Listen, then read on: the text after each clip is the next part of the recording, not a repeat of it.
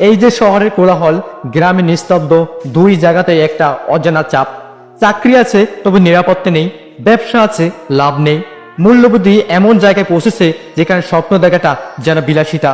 গড়ে খাবার কমছে অথচ বিল উঠছে আকার ছোঁয়া।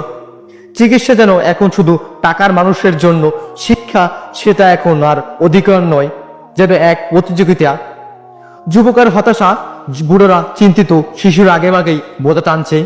বাহিরে হাসি থাকলেও ভিতরে প্রতিদিন একটা যুদ্ধ। আশার আলো দেখা যায় কিন্তু সেটা পৌঁছায় না। নেতারা প্রতিশ্রুতি দেয়, বাস্তবতা দেয় নিরাশা। তবে কি এটা আমাদের ভবিষ্যৎ? এইভাবে কি চলবে প্রতিদিন প্রতি মুহূর্তের টানাপোড়েনে? এই ভিডিওতে আমরা বলবো এই যে সব না বলা কথা, দেখবো চোখে আঙ্গুল দিয়ে সব বর্তমান সময়ের কঠিন চিত্র। কারণ চোখ বন্ধ থাকলে বাস্তবতা পালায় না। আমরা মুখ খুলছি, আপনিও খুলুন, দেশটা একদিন ভালো দিকে যাবে।